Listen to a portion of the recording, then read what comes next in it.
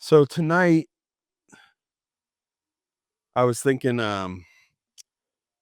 we'd talk about tactics. So how to share our Christian convictions. Um and then tomorrow I'd love to know what you guys think. Like I want to know what you guys want to hear. Um I was planning on doing New Testament reliability, specifically gospel like liability, why we could trust the gospels. Um we could do abortion, pro-life apologetics. That came up today with some people.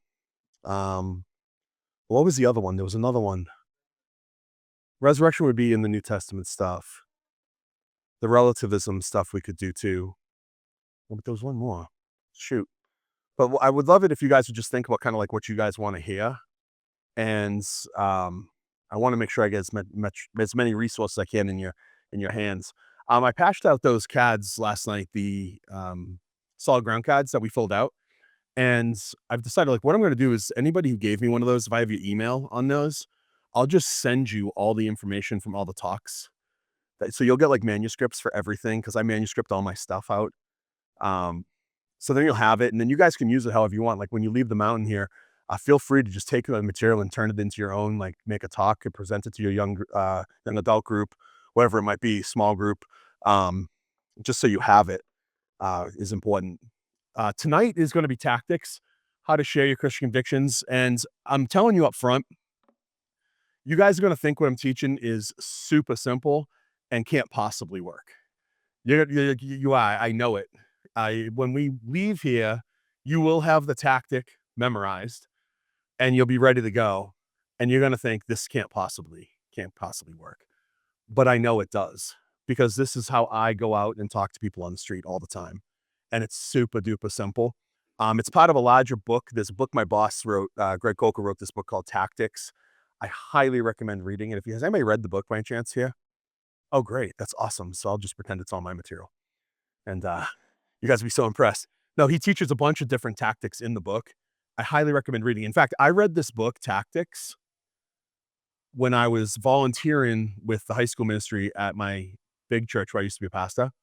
Before I was a pastor, before any of this, I read the book and it changed the way I look at evangelism. And I was so convicted by it. I ended up buying 100 copies of it, my wife and we handed each one, one copy to every student in the youth group. And I remember thinking, I don't care, even if just one kid reads it, it's going to be worth it. And because it works. Um, I shared my story with you guys through the atheist role play then last night. I have a question for you. Like, if you met somebody like me, an aggressive atheist on the street, maybe in one of your college classes or who knows, wherever you're hanging out, maybe in your friend group, I'd like to know how you guys would respond. Who here would be excited to meet somebody like atheist John? Okay, yeah. Who here is kind of like, maybe it depends on the circumstances. Who here is like super anxious would be like, oh my gosh, yeah. Like, how about if I said, "Okay, you know what, guys? Guess what? Change your plans. Guess what? Tomorrow we're gonna drive to Bakersfield together, and, uh, and we're gonna just do a bunch of street evangelism, and we're gonna go on the street, and we're gonna have a good time." How would you guys feel if we did that? Yeah, yeah. Some of you are like, "No!" Some of you are like, "Yeah, well, guess what? In, like, 2 weeks, you guys are going to LA to do this, so." Oh, is it next week? Oh, in 5 days. Great. Great, great, great. Normally, when I'm talking to people, that I get 1 of 3 responses, you know? And so I get the first response where people are super stoked, like they're all about it. Like, who cares? Let's go. Sold out. Then there's the folks in the middle who are a little trepidatious, and that's probably a lot of you guys. You're like, you know what? I'm willing to go. I'll trust the process. See what happens. Dallas says it's going to go fine, so I might as well do it. But then I think a bunch of us are anxious. They feel a little anxious, like, or like we went over this a little bit after the atheist role play. Like some of us felt anxious, and we talked about the reasons why we felt anxious. You know, I think there's two reasons ultimately why when we talk about evangelism, we feel anxious. And what happens is we let the anxiousness prevent us from actually going and doing the thing that we're asked to do. To go and make disciples of all the nations, baptizing them in the name of the Father, the Son, the Holy Spirit, teaching them to observe all that I've commanded. So this is our commission. It's our great commission by Jesus, right? And something I think there's two reasons why we don't go. And one is I think we put too much pressure on ourselves. I think we took too much pressure on ourselves. And the second is I don't think we have a game plan. I don't think we actually think through what it is that we're going to do until we're doing it. And that's never a good idea. I want to talk about the first reason why we might feel anxious and not want to. We fall into this category here. We're like, please, I don't want to do this. First and foremost, guys, I think we put way too much pressure on ourselves. We feel like that if we go out and that person that we're talking to somehow doesn't get saved, we've failed. But let's just be clear from the get go, you don't save anything. You don't save anything. God does. You can't resurrect anything. God does. So what we want to do is we want to let God do what God's going to do. He's 100% responsible for what he's responsible. Sometimes I hear like, oh, well, we're 50, we'll do our part, God will do his part. We're 50%, God's 50%. No, no, no. No, no, no. God is 100% responsible for his pat. We're 100% responsible for our pat. All we're asked to do in scripture is be faithful. We want to be faithful. And we just want to go out there. And we want to plant some seeds, is how scripture kind of paints it. Actually, in scripture, there's two different kind of categories that we think about when doing evangelism. And this really started to free me up when I started thinking like this after I read the book and talked to Greg about this. And there's gardening and then there's harvesting. And I want you to think in terms of this as we seek to lighten the load off of ourselves, to free ourselves up to go out and have good conversations with people. There's two types of people in this world. There's gardeners and there's harvesters. Before any season of harvesting, there has to be a substantial season of gardening, if you think about this. Like, even just think about your own stories for a minute.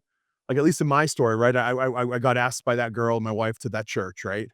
And then I got to meet and know some of the people, and I did my research, and I pushed back on people, and they pushed back on me, and it was a substantial time of relationship building.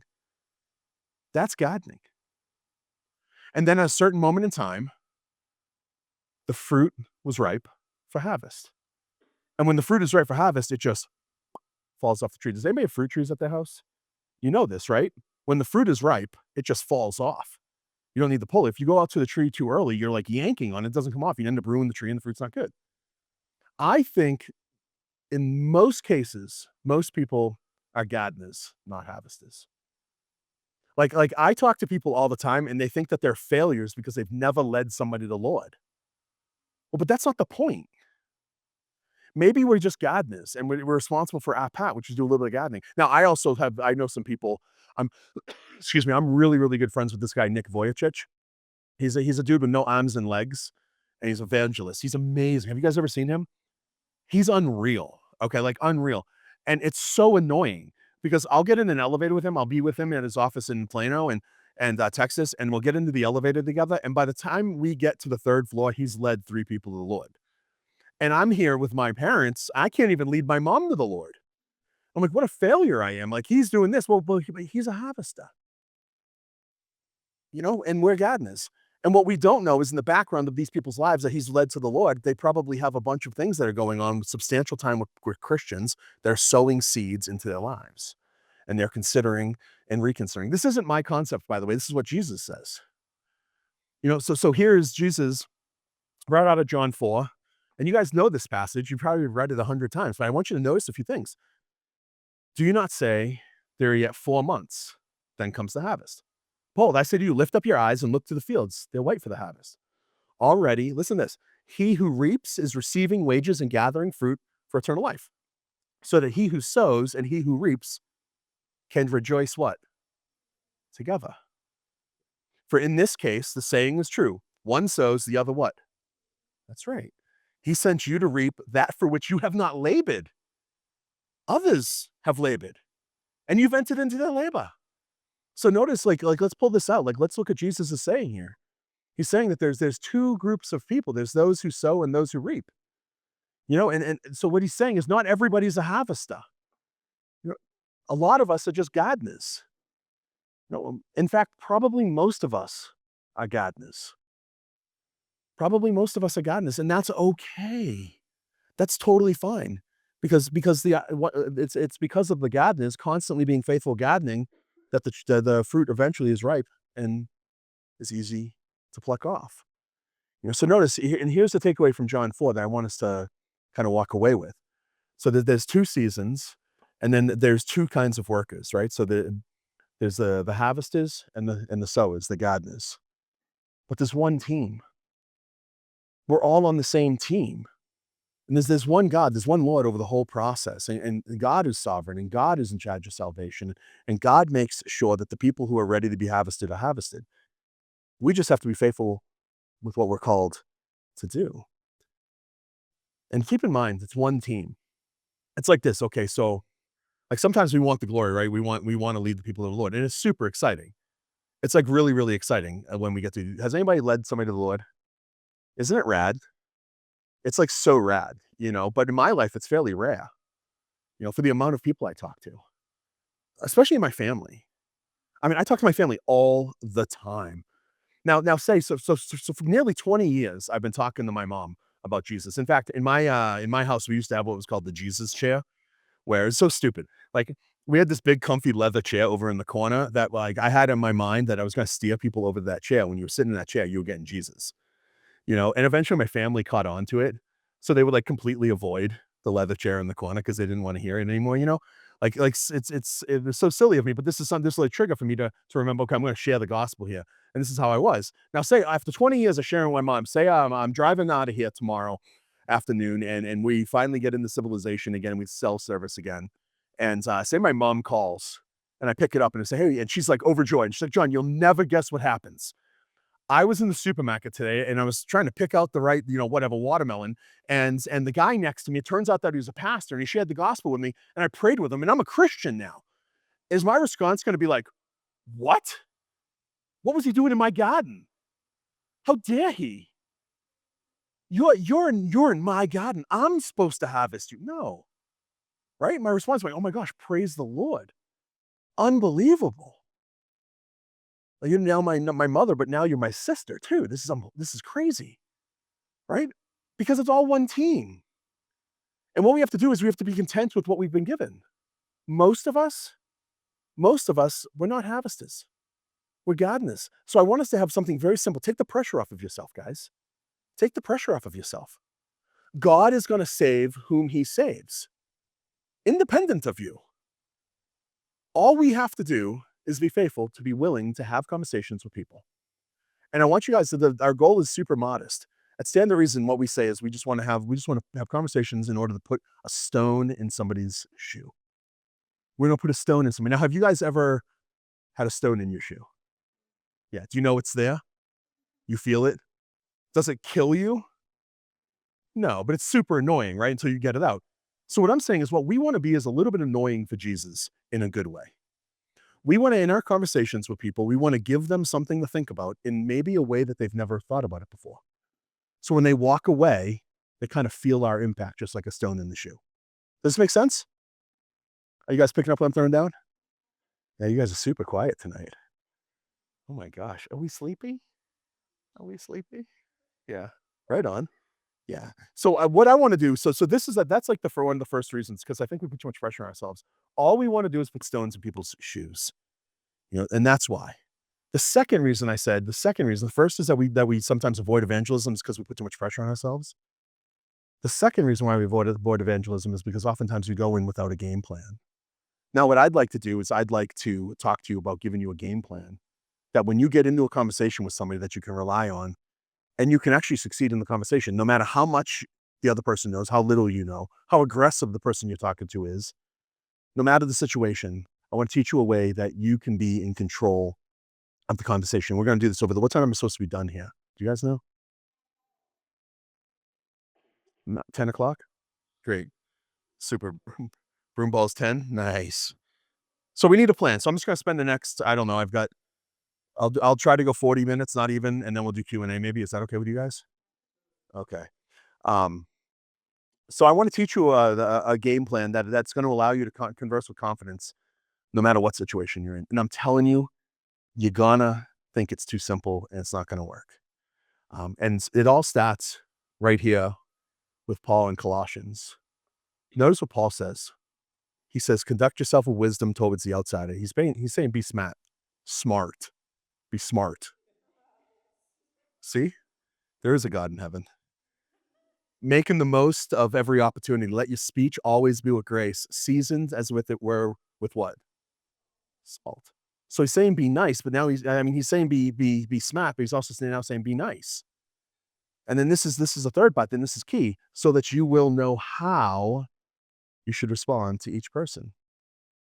That's be tactical. So this is Paul. He's just saying be smart, be nice, treat people like individuals nicely because they are individuals. You remember I gave you the example of the blind man, right? Like keep that in your mind, guys. This is why it's so key that we come to view people as God views them, as image bearers. They're individuals and they're special. And we should want to move towards them for that. And the last part there he's saying is that you will know how to respond to each person. So be tactical. Have a tactic. So you want to have a game plan. And not all game plans, not all tactics are equal. Does this TV have volume on it? Do we know? Does anybody have the remote control? No. What do you think the chances are that there's volume? Let's see. I have a fun video. Oh yeah, this works. Yeah. So not all tactics are equal, guys. Like, okay. Like if the person you're trying to evangelize walks away with a concussion, it's not a good look. Like it's not good. Have you guys ever seen Nacho Libre? Like, you remember when they're going up against like what is it, Satan's Warriors or whatever? And he's talking to his partner, his tag team partner, and he's like, "Tell me, why have you not been baptized?" Right? And he's like, "I don't know, man, because I believe in science." Right? That's what he says, right? And he's filling up the bowl of water. He walks behind him, and he goes, "Ah!" He's, "You have been baptized." Like that's not a good, like, don't walk around downtown LA next week with a bowl of water dunking people. That's not how it works. You know, and we want a tactic that involves the other person as individuals, that doesn't it's not forced. So I remember when I was a fairly new Christian, I had the zeal, and I, like we all do when we're new Christians, like I wanted to talk to everybody about Jesus because I thought Jesus solved every problem in the world. And I had just gone to a theological conference in Providence, Rhode Island. So I flew from LA to Providence, and I was coming home, and I had just bought a brand new MacBook Pro. It was when the MacBook Pro first came out. And these computers were like amazing. I mean, they still are really cool, but they were like amazing, like revolutionizing like the computing industry. And I had one. I'm sitting on the plane, like typing, and I'm waiting for the people to come sit next to me because I'm always wanting to kind of have a chat. So I'm like, oh Lord, who are you gonna put next to me this time? I'm sitting there and the guy sits next to me and I'm like, corner eye, I'm like looking at him through the corner of my eye. I can see him eyeing my computer. I'm like, oh yeah, I know this. And he looks at my computer. He's like, oh my gosh, is that the new MacBook Pro? And I said, absolutely. It's like, is that the one with like this chip, this chip, this much memory? It's this fast. And I said, yeah, it's really fast. And I said to him, I said, but you want to know who's faster? Jesus is faster. Jesus is the fastest person you ever met. You want to know who Jesus is? Have you ever met Jesus? Do you know who Jesus is? What do you think the guy did for the rest of the night? The whole flight, 6 hours, earbuds in, looking out the window. He wanted nothing to do with this guy because I'm totally weird. So we want a tactic. We want a tactic that doesn't give somebody a concussion, that you're not walking up dunking people in water, and that you're not making yourself look like an idiot or Jesus look like an idiot for that matter. You know what I mean? So I'm going to teach you one tactic that's of many in this book, tactics, and it's called the Columbo tactic. Does anybody here know who Lieutenant Columbo is? Some of you guys, vaguely. It's a television show, and the show involves a detective, Columbo, who he's always wearing like a trench coat. He always has a cigar in his hand. He's never has a pencil, but he has a notepad, so he's always bumming a pencil. He looks like a complete buffoon, an absolute idiot. But when he's there solving crimes, what he's doing is he asks a ton of questions. They'll say something. They'll say, "Oh yeah, I came home and I heard a gunshot," and like or whatever, and then he'll go, "Oh okay, can I borrow a pencil?" And he gets a pencil. Oh, well, something's bothering me. That's what he says. Something's bothering me. Can you, and he'll ask a question. He asks a million questions. And the reason why I'm mentioning this is because this is key. Key to this tactic is to ask questions. I want you guys to get in the habit of asking questions. Okay. It's a very important thing. Ask lots and lots of questions. After you ask questions, ask more questions. Why? Well, because questions, they're polite. They get you valuable information. They take the focus off of you. When you're asking questions, do you have to know anything? No, you're just asking questions. They get you valuable information about what the person you're talking to actually believes. Have you guys ever been in a conversation where it seems pretty clear very early on in the conversation that the person you're talking to, as they try to repeat what you believe, they're totally off base, they're miscategorizing what you're saying? Well, we don't want to be like that as Christians. So what we want to do is we want to actually understand what people believe and why they believe it before we engage in like an in-depth conversation. And this is the most important parts down the bottom there. Questions that keep you in the driver's seat. Questions keep you in the driver's seat of every conversation. When you can ask strategic questions, you are steering the conversation, you're in complete control. So that means it takes the pressure completely off of you. Columbo's not the only one who asks questions. I love this guy. I quote him a lot. Francis Schaeffer. I love this quote. I absolutely love this quote. Francis Schaeffer, he says, if I have only an hour with somebody, I'll spend the first 55 minutes asking questions and finding out what's troubling their heart and mind. Then the last 5 minutes, I'll share something of the truth. I love that. I absolutely love that. Because if we truly love people, we want to get to know them, yeah? And how do you get to know people? Ask questions. You know, like when you find somebody that you care about, say like a new boyfriend or girlfriend or whatever, you guys spend a lot of time hopefully going on dates and you're being asked questions of you. So like girls, if you go out on a first date with a guy and he asks you no questions about yourself, you go on a second date? Yeah, thanks. Guys, take note of that. Okay. Yeah. And don't you think it'd be weird? Like if I was up here and like you guys are asking me questions about my wife Rihanna and she's, oh, can you tell me about Rihanna? Yeah, yeah, yeah. She's like, I don't know, this tall. She's got, I think it's brown hair. And I know she's got eyebrows. And I know that. And you're like, would you think I know her very well? You'd be like, homie, what's wrong? You've been married 20 years. What? No, but I know certain things about her. Like her favorite color is purple. And her favorite Christmas gift, it's purple. Thank you very much. It's purple. Listen, little girl. Watch this. Oh, oh, you've been blinded. It's it's actually purple. We can ask her tonight, and then you can tell everybody it's purple. And I know this because her it's because I know this because her favorite Christmas gift that I've ever given her was a purple hat, a hat. And then I also know I also know what kind of food that she likes. She loves Italian food, especially meatballs. She loves spaghetti because she's part Italian. I also know that she hates flying. It's hard getting her on a plane is really difficult. We're about to go to New Zealand together, and like she's super scared 'cause she has to fly home without me. I know that she loves being a mom and loves her kids a lot, but I also know that she's struggling because her mom died when she was 6, so she's trying to fulfill things that are impossible for her to fulfill. I know that she loves Jesus and she's nervous that her children won't love Jesus. I know so much about her. It's because I've asked her all these questions and we've done life together. Well, it's the same when we're evangelizing people to a lesser extent and maybe a more condensed period of time. But the point is if we love people, if we're people lovers, we want to get to know them. And we get to know them by asking questions. Schaefer's not the only one who asks questions, and Columbo's not the only one who questions. What about this guy? Jesus asked a ton of questions. Jesus asked more than 300 or close to 300 questions throughout the Gospels. I mean, think about why do you think Jesus asked a lot of questions? Is it because he didn't know a lot of stuff? No, he knew everything. He's the smartest person who ever lived. Jesus asked a lot of questions because he understood the rhetorical power of a question. He knew that asking questions got to the bottom of an issue in a conversation. Jesus asked a ton of questions. So what we want to be is just like Jesus.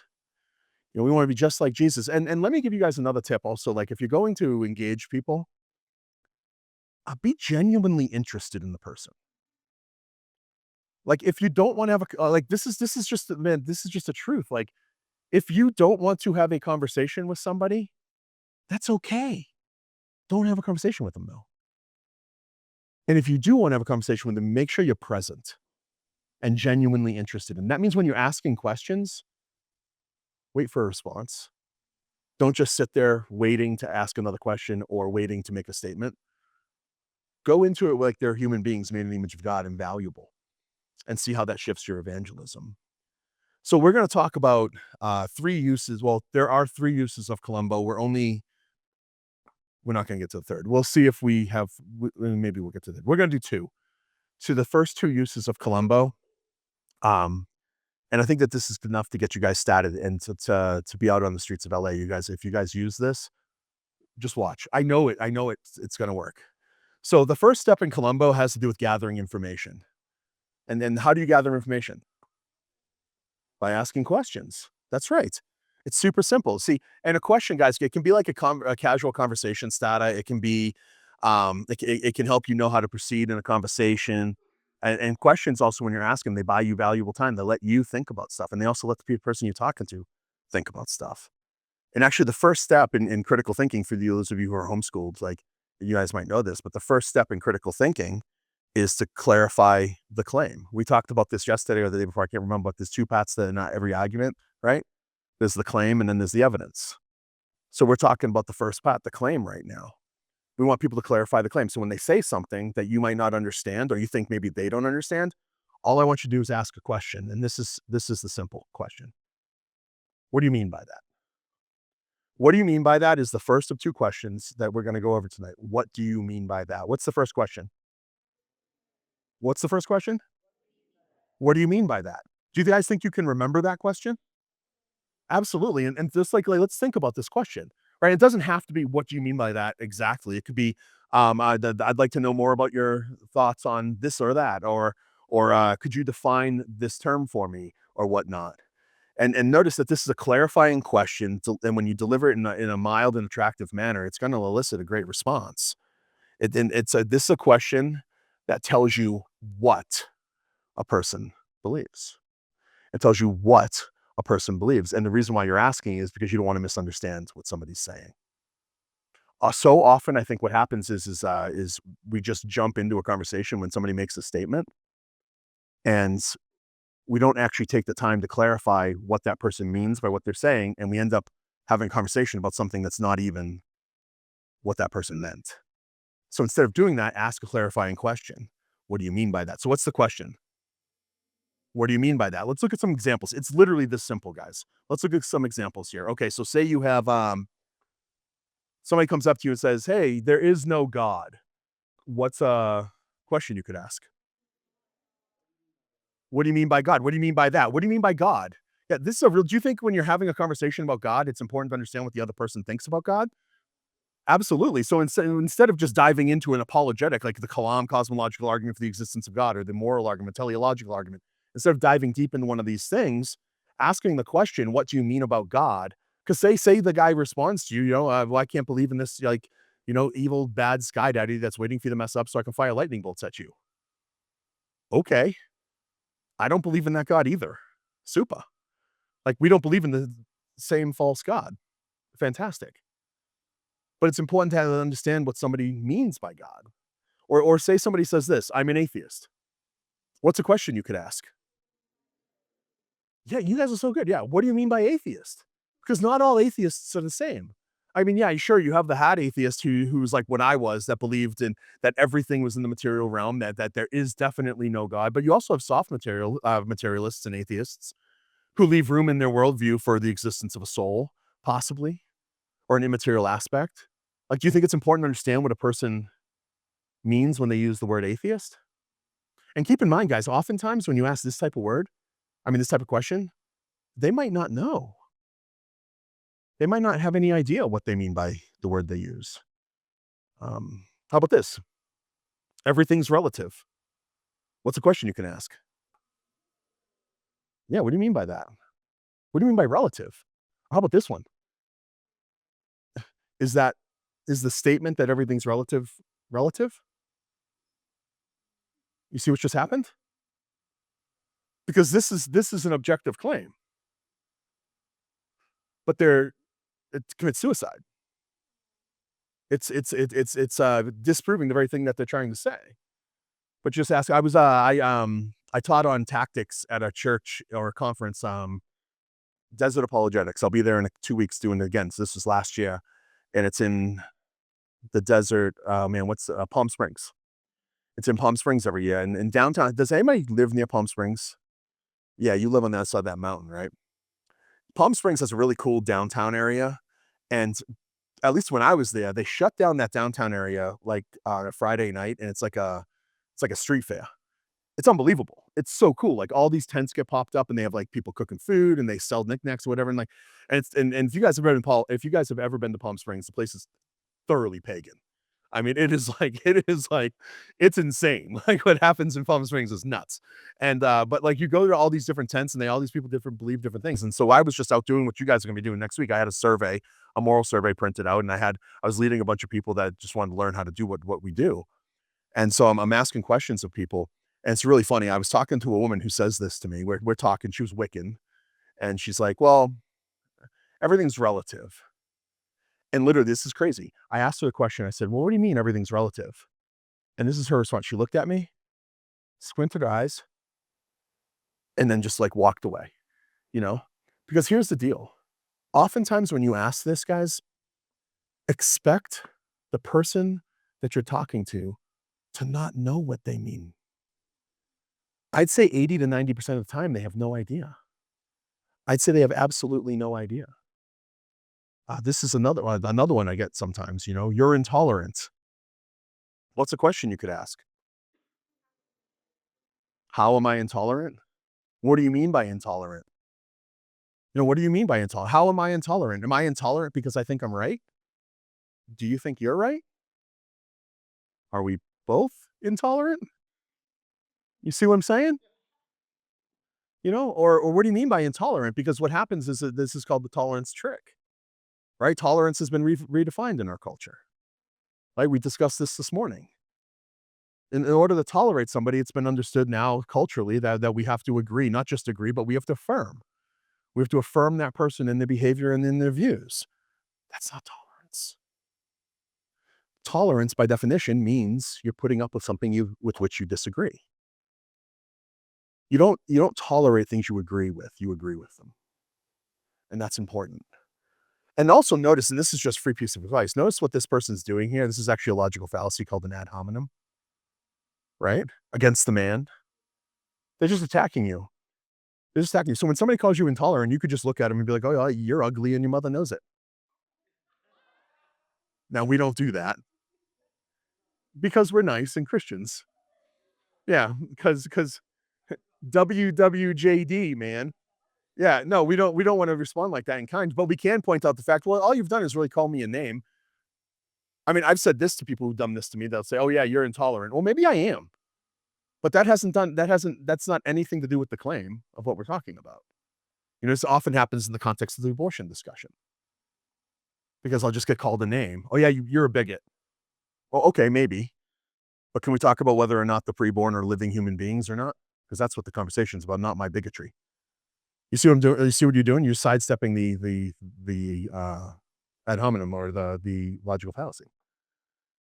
You know, what do you mean by that's a fundamental question. What do you mean by that? So this is the first question. What's the first question? What do you mean by that? And I said this before. I have a great example of this where when you're talking to somebody, expect them maybe not to know the answer. Like expect crickets and let people sit in the awkwardness. So I went to my sister-in-law. She has triplets. She gave birth to triplets. It's crazy, crazy. Marissa. And so we're going to their 1-year birthday party. They're now 2. They just turned 2. So this is a year ago. We're going to their 1-year-old birthday party, and we're driving up to Santa Barbara from where we live. And on the way up there, my wife, we're talking in the car, and my sister-in-law and everybody around her are very, very liberal non-Christians. Like we are like there's like big signs on us, like when we walk into any place that we go to with them, like oddballs. And my wife, Rihanna, she says to me on the way up there, she's like, "John, listen, we need to talk.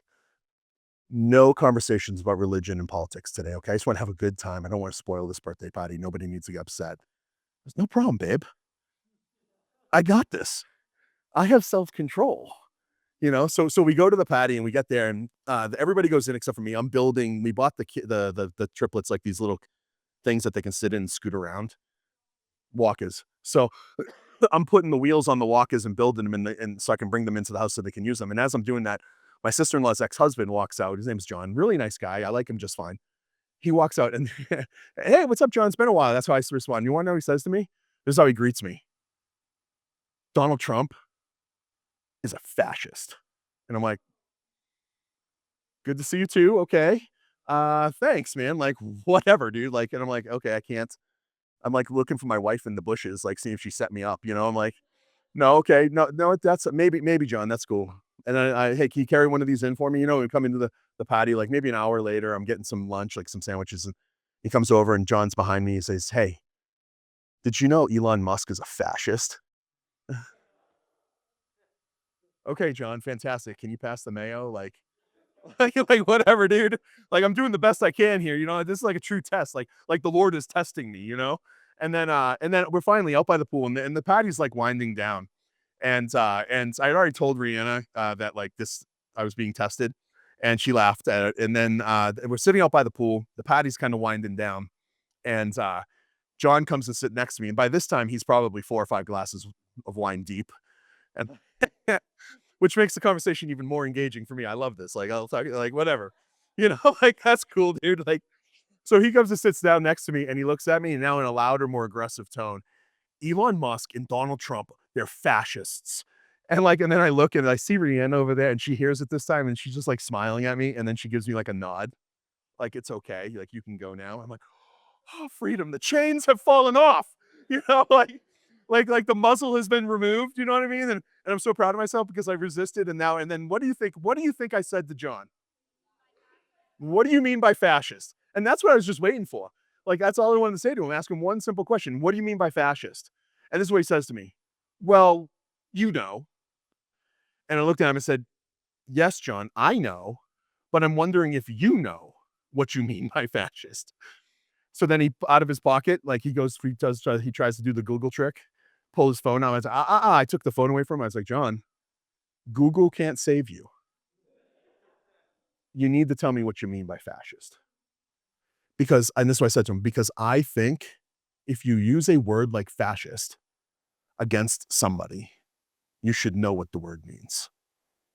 And he knew right then and there. And he was, the look on his face, like he turned bright red. And then finally, after like a minute of just silence, I said, okay, here's your phone. You can look at it. See? I was like, yes, John. Okay, thank you. End of conversation. I made the point. I just asked him a simple question. And notice that, guys, as you do this, as you ask, what's the question? What do you mean by that? Watch how many people don't actually know what they mean by the words they say. This is true of us too, by the way. As Christians, if we're going to use these tactics, we want to make sure that the words we're using, we know what they mean. So don't fall into this trap as well. Also, one point, these tactics are powerful. They are. They're powerful. You can use them in any situation, not just evangelism. But I want you to keep in mind that these aren't some like slick tricks or ruses. We don't use these tactics to like twist and contort somebody into a logical pretzel. We always want to keep in mind that we're talking to image bearers, people whom God loves, and we want to make sure that we're using these tactics appropriately. And also keep in mind that there's limits to this question. What do you mean by that? There's limits. Like, say, okay, Joelle and I drive home, and I walk in the house, and Rihanna's looking there, tapping her foot, and she says, "John, you're an idiot." I'm not going to ask her what she means by that, because she'll probably tell me. So like if you get home and then you go to your parents' house, and they're like, you need to go clean your room. Don't ask like, what do you mean about your room? I thought this was your house, not my room. They're, yeah, okay, well, move out. Like, don't do that. So you want to make sure that you're using this appropriately and in the appropriate situations. But almost every single time when you engage in a conversation, when somebody makes a claim, the first thing I want you to do is see if they can clarify the claim. Get information about what the person means. What's the first question? That's right. So notice what we've done with this one question. We've gathered information. And at first, it completely immediately engages a non-believer in an interactive way. The second thing is it shows genuine interest in their view. When you're asking questions, you're actually respecting the person and you're assuming that they know what they mean. So you're giving them the benefit of the doubt. Also, third, it forces that person to think more carefully about exactly what he or she means by any given statement. And fourth, guys, is there any pressure on you? No. You're in the driver's seat. There's absolutely no pressure. So the first question is, what do you mean by that? Absolutely. Now let's talk about the second step, the second question in Colombo. Um, so we just spent time gathering information about what the person means. Now we're going to ask them to tell us why they believe what they believe. And I just want to talk about burden of proof for a minute. The number one mistake I see Christians make when they're trying to talk to people about their worldview is we as Christians assume on ourselves too much of the burden of proof. Now, do you guys know what burden of proof is? Who wants to tell me? Yeah.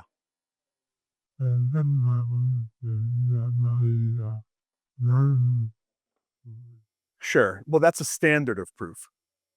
So, standard of proof, burden of proof. Does anybody want to take a stab? Yeah, that's right. Burden of proof means whoever makes the claim has the burden to prove the claim.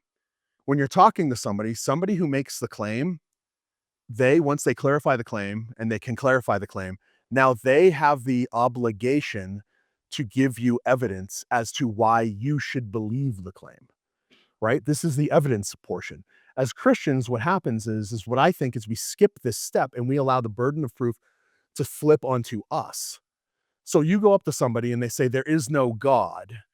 And what do you mean by God? And they say, I do not believe that the God of the Bible, the Judeo-Christian God exists. Oh, okay. Then what we do is we just dive into an apologetic. And I think that's wrong because have you made any claims? No. The person you're talking to has made the claims. So if they're going to make the claim, they now have the burden to prove the claim. Basically, what you're saying is show me the evidence. Show me the evidence. And this is the number one mistake I see happen in Christian circles when we do evangelism. We want to make sure that we place the burden of proof where it belongs. It belongs on the person making the claim. That's why if you're asking questions, you're safe. You're not making any claims. You're just asking questions. So they need to move. And people, guys, keep in mind when you're talking, especially to atheists, guys, they have to have more than a good imagination. They need to have good reasons. They need to have good reasons why they believe what they believe. You see, people expect us as Christians to have good reasons. So we should expect the same thing of other people. And when they make the claim, they have to give us the reasons. Does that make sense? Okay, great. So this is the second question. How'd you come to that conclusion? How did you come to that conclusion? What's the second question? What's the first question? That's right. What's the second? How did you come to that conclusion? That's right. And this is the second step in critical thinking, right? The first is to clarify the claim. Now, this is to determine the reasons for any given claim. This is the second part of every argument. We have the claim or the assertion, and now we're talking about the reasons. And this is the key question. How did you come to that conclusion? It doesn't have to be wooden, just what did you mean by that? Like you can say, why did you say that? Or what's your reasoning for holding this view or that view? And notice, like, we're giving people again the benefit of the doubt when we're asking this question because we're assuming that the person making the claim actually has good reasons to believe it. So this is actually a kind way to go about the conversation. So the first question, what do you mean by that, tells you what the person thinks. The second question helps you learn why the person thinks that or how he thinks. And again, guys, don't be surprised when you get blank stares here. I mean, like 90% of the time. On my YouTube stuff, there's not that much released yet, but it's coming out like I don't know how many they're releasing every day, like a couple shorts every day. You guys can't even watch YouTube, can you? Yeah. So, well, by the time you get home, I'm gonna be a YouTube star. You know, you're gonna be that guy. Yeah, no, no, but like you'll see if you guys start go to my noise on the streets thing, like you're gonna see me do this all the time. And when I start talking, like I walked up to a guy at the women's match in Washington, DC, and it says human rights for all people. That's what the sign says. And it lists all these different types of people, right? Human rights for all people. So I walked up to him and what do you think? Hey, I said, this is an interesting sign. Can I ask you a question? What do you think the first question I asked him was? What do you mean by all people? He looked at me, he's like, well, all people. I was like, so all like human beings? Yeah. What about human beings in the womb? You see, it's a question. Well, kind of, yeah. I said, oh, so then you're pro-life. Well, not really, is what he said. And then what do you think I did? I asked him another question. Why aren't you pro-life? And I just let him do the heavy lifting. He stood there and was like, uh, and then some guy walked by and called me a Nazi, which was great. And I was like, the guy walked by, he calls me a Nazi. And I literally said to him, like, why did you not just come introduce yourself to me? I'm John. I'd love to talk with you, and he just kept walking. Like, yeah, yeah. So I'm going to let him sit in the awkwardness and I'm going to point that out. Like if I ask them like what I did with my brother, my ex-brother-in-law, like what I did with him, I'm going to point out like, don't you think it's important that if you're going to use these words, you're going to say these things that you know what these things mean. That's one way I do it. Also, if has to do with the third kind of the third part of Columbo that we're not going to get to tonight. There's a portion. The next question is after this one. What's the first question? What's the second question? After well, how'd you come to that conclusion? If somebody's able to offer me evidence and I know something about it and I can actually have a conversation about this, I'm going to ask the question, hey, can you clarify something for me? And right then, and so then I'm gonna employ my knowledge against what they're saying. So, for example, in the pro-life conversation, I know that the unborn fetus is an innocent human being, and I know that it's a human being, a unique human being. I know it's living because biology tells us that, embryology tells us that. So I can talk in an educated way about these things. So I talk to somebody and I say, "What about the human being in the womb?" I know it's a human being. Well, it's not a human being. What am I gonna say? I'm gonna say, "What is it?" If it's not a human, what is it? Squirrel? Is it a dolphin? Oh, it's a hippopotamus. No, it is stupid. Of course it's a human being. And this isn't just me, it's not the Bible, this is embryology. And if it's a human being, and of course it's living.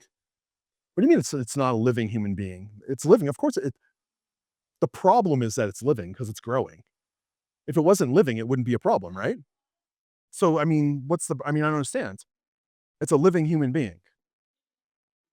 So I'm starting to clarify and then like, yeah, can you clarify something for me? And I'm going to go into more of a like in that case, pro-life apologetic. That's the third step though, which anyways, I just gave you a preview of it.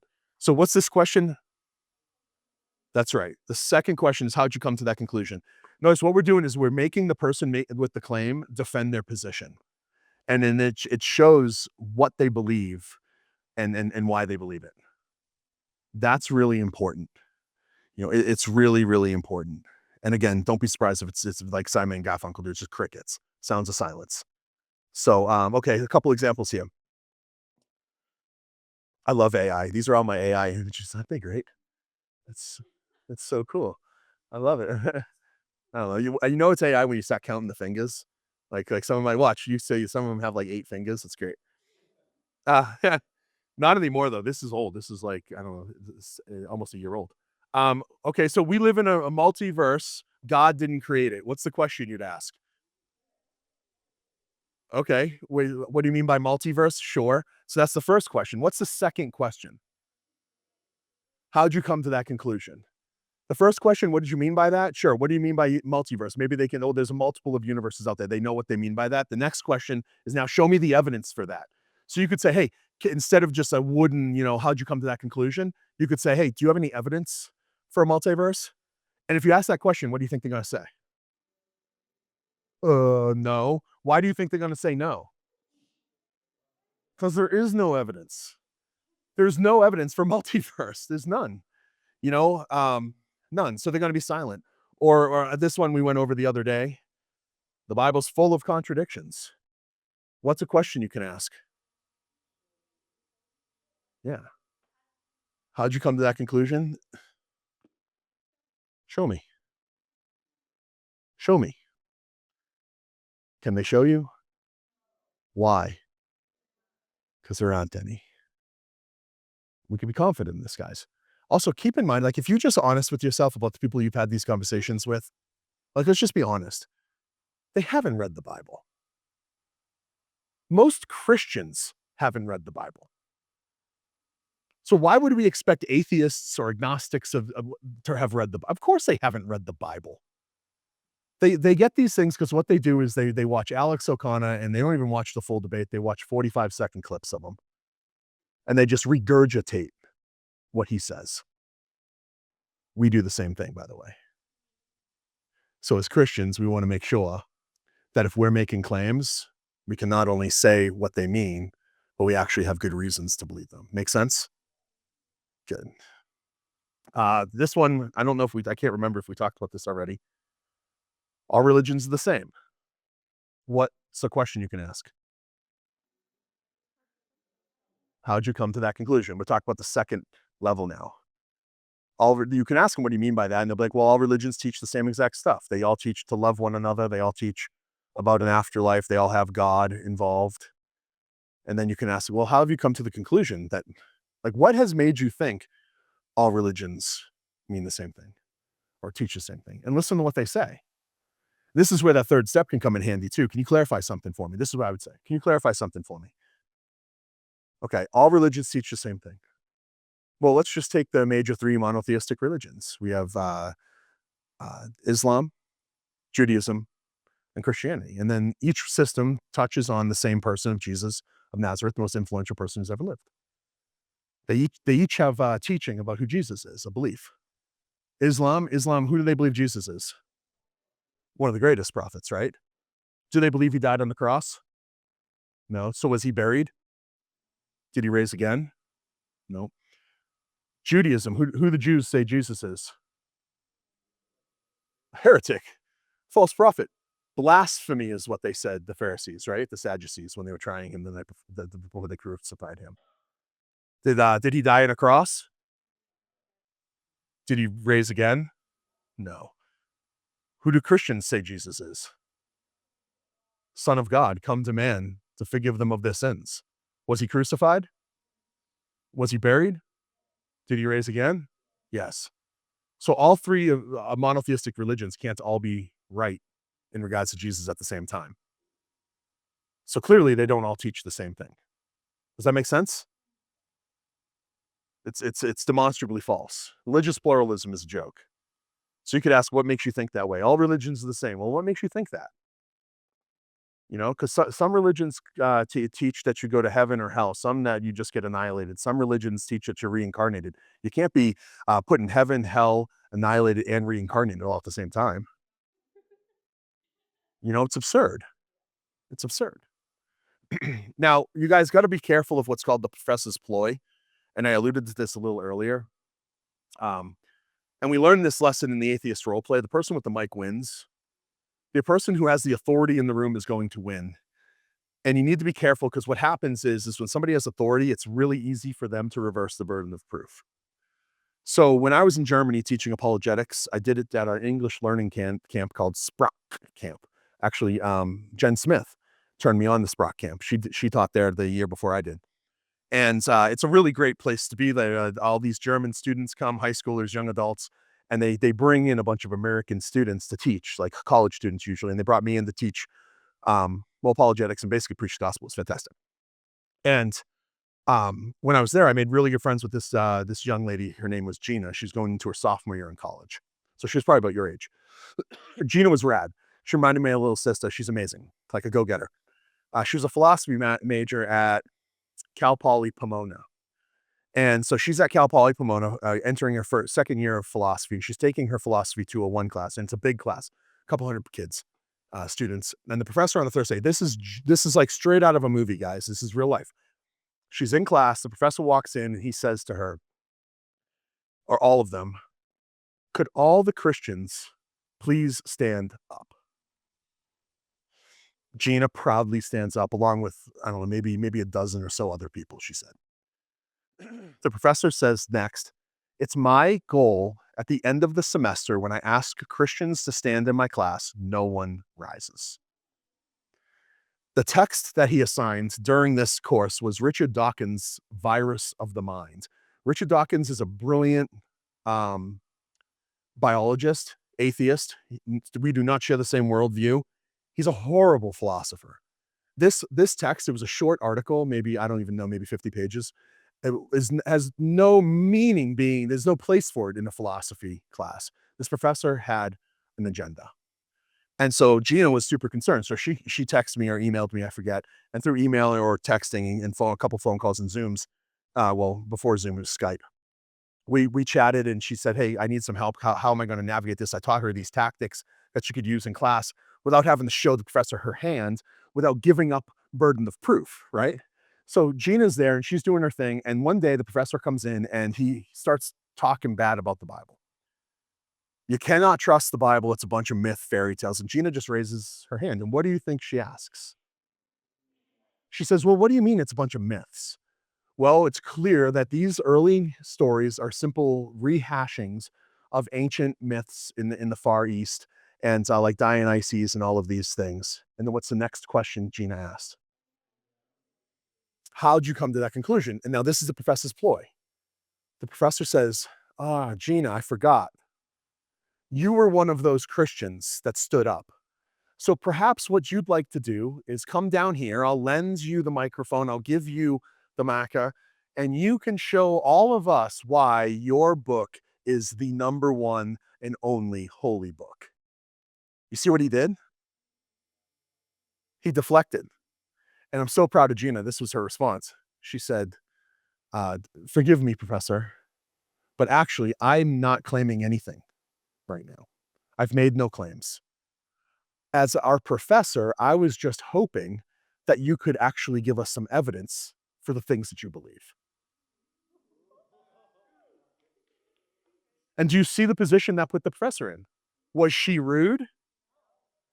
Was she going around or usurping his authority? No, she placed herself under it. If this is true, I want to know why. So the professor's ploy, you got to be careful of this stuff. If you're in a position of inferiority, whether it be in a classroom or at work, you want to watch out for this. And they're going to, the professor's going to try, or your boss, whoever's going to try to reverse the burden of proof. And you don't want to do that. Don't let them get away with that. And you do it by asking questions. So what's the first question? What's the second question? That's right. What do you mean by that? How did you come to that conclusion? Do you guys think you could do this? Do you think you remember these questions? It's pretty simple. I mean, you could do it do it tomorrow to Dallas and Jen all day. Like whenever there's an instruction by anybody at all, just like, wait, what do you mean by that? Like, how did you come to the conclusion? Yeah, like that. How did you come to the conclusion that I have to memorize Ephesians 4? And careful because they will tell you how they came to the conclusion, and then they'll say, "All right, pack your bags, pack your bags." All right, so now, what I would suggest, guys, is just take the next couple weeks, especially next week when you're in LA, just try this stuff out and think about it. There's nothing lost. The worst thing that could possibly happen is you actually talk to somebody who knows what they mean by the words they mean, and they actually know about what they're talking about, and that's not the worst thing in the world. Now, say that happens to you guys. Say you're talking to somebody and you ask the questions and they know it all. They're smart. They clearly know. And now all of a sudden you find yourself in a hot seat, right? I've gotten this question today. I've gotten it a couple times since I've been here. What do you do, John, if you're faced with somebody who knows their stuff? It's super simple. Just be honest. Just be honest. If somebody clearly knows what they mean by what they're saying and they have good evidence to believe it, just say, "Wow, I didn't think of that." If they seem to know more about something than you, just be like, "Oh my gosh, it seems like you know way more than I do about this." And this is key. This is the just ask the question, "Can I have some time to think about this?" Now let me give you an example of this. Okay, uh so I'm talking to my sister and her friend Caitlin, her best friend, and her future husband Colin. And we're talking late into the night one night, and it's about we were talking about the Kalam cosmological argument for the existence of God, which is basically the reality of everything that we talked about last night. Where'd everything come from, right? And it's super simple. It's two premises followed by a conclusion. Everything that begins to exist has a cause. The universe began to exist, therefore the universe has a cause. It's a great argument for the existence of God. And we're talking back and forth. My sister's really smart, and so is her future husband, her fiance at the time. Actually, they weren't even, they were just dating.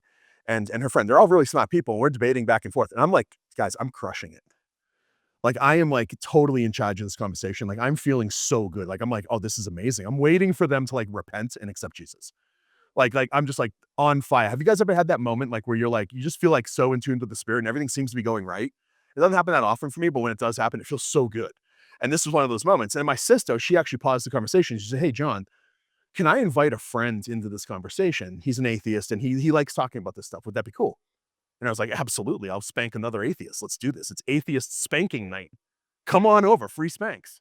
And so her friend comes over. Her friend comes over and sits down and joins the conversation. And what my sister failed to mention to me is this young man was a PhD from MIT in molecular biology. Uh-oh.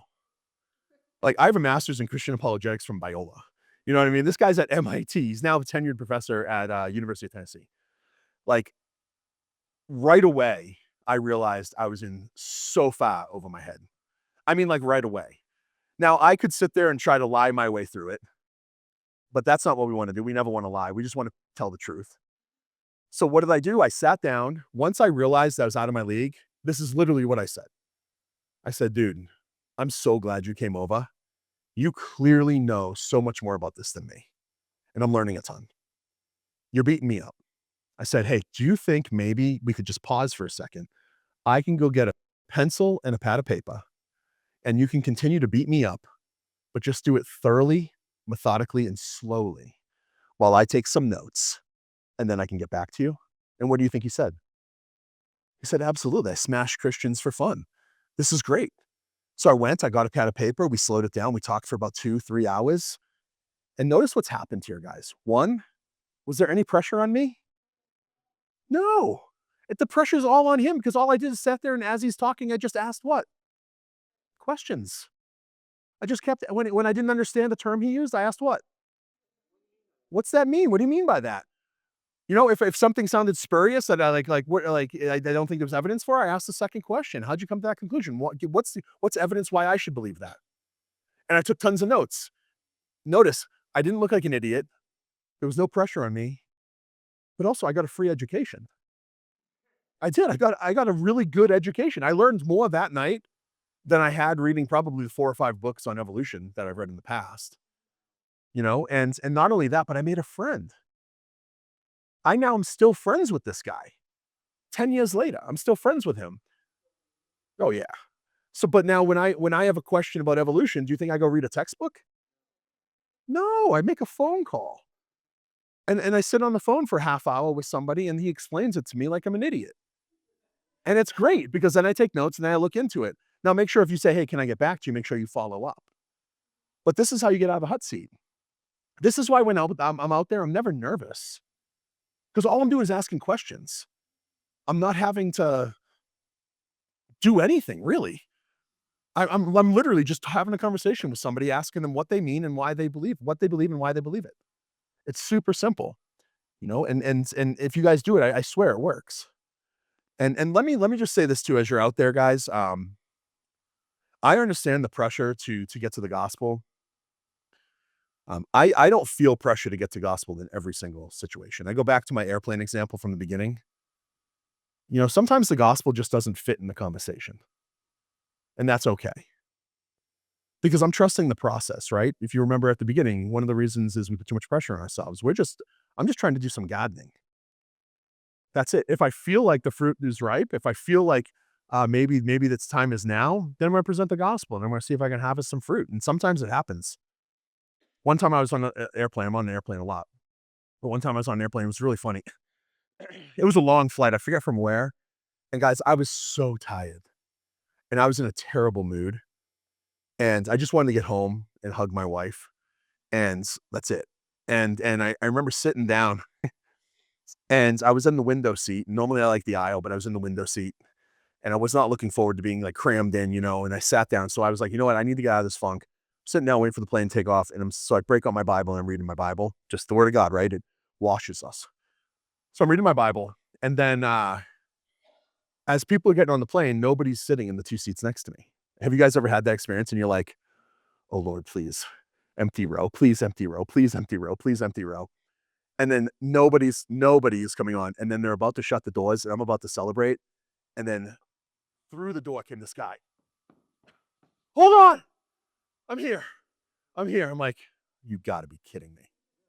Yeah, he's a bigger dude, and he sweaty, clearly ran from, like, from security to get to the plane, and I'm like, "Please don't. Please no. Please no," and sure enough, he's right here. Oh, yeah, right here. And not only is it, like, in the same row, but homie, like, sat down right next to me, even though this seat was empty, and I'm thinking, "Oh, Lord, why punish me? I'm trying to be faithful." Like, and I just wanted to sit there and not have a conversation at all. I just wanted to put my earbuds in. I wanted to fall asleep. He's distraught. This guy is clearly something is up. Youngish guy, bigger guy. And I'm reading my Bible, trying my best to ignore him. And he looks at me, and I can see him out of the corner of my eye. I'm trying not to make any eye contact. I'm just sitting there, like, ignoring him. And I hear him say something, but I got my earbuds in, and I'm just choosing to ignore it. And then finally, I'm like, "Oh, excuse me?" And he says, "What are you reading?" "The Bible." "Why? Are you religious?" "Kind of." "What do you do for a living?" "Ah, crap. I'm a pastor." "There." "Oh, okay, good." And then he goes on for the next 3 hours to tell me about his situation.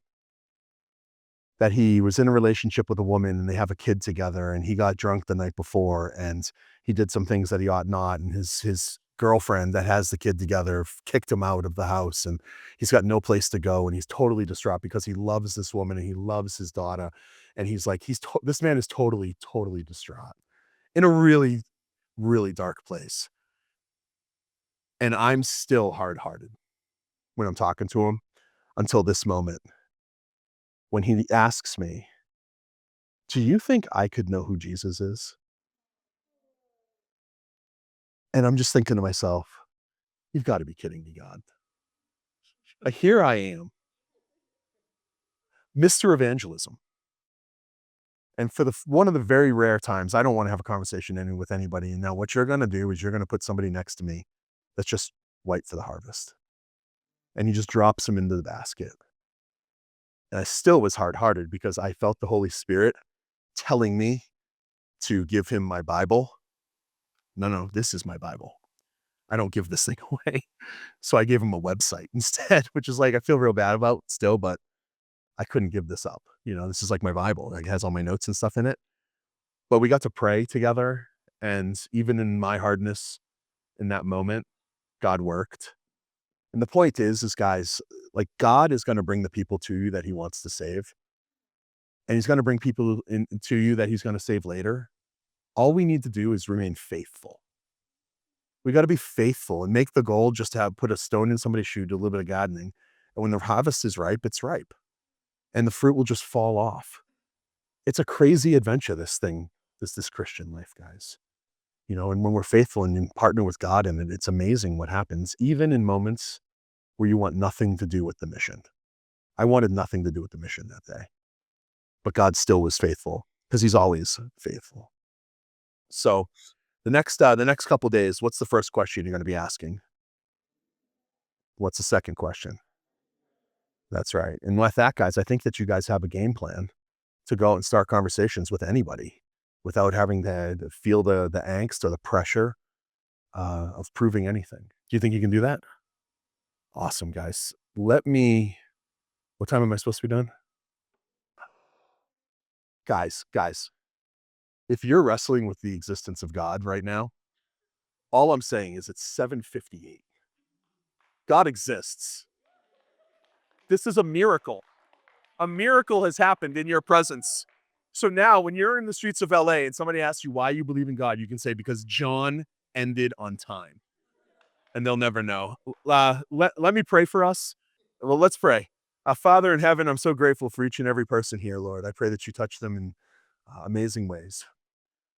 Uh, Lord, the information that we learn here at Joshua, it's the whole year that we're here, Lord, all this information, would you not allow it just to sit as mental assents, but would you knit it to our very soul? And as you do so, Lord, would it work its way through and in our soul, and in our hearts, and in our very being, but then also would it make its way out of ourselves, so that as we go back to the communities that we're from, that we're well equipped to be your ambassador in those places. Tonight, I just pray that you'd be available to us, God, and that even as we're praying broom hockey or whatever it is, God, and we're having fun, um, where we just catch glimpses of you. Uh, you are an amazing God. We are so thankful for everything that you've given us. Not nearly thankful enough. Most of all, above it all, we're thankful for Jesus. We're thankful that you've loved us so much that you've given us him, and that you continue to work in our hearts and minds, Lord. And as always, God, just help us love you more and each other better. In Christ's name, amen.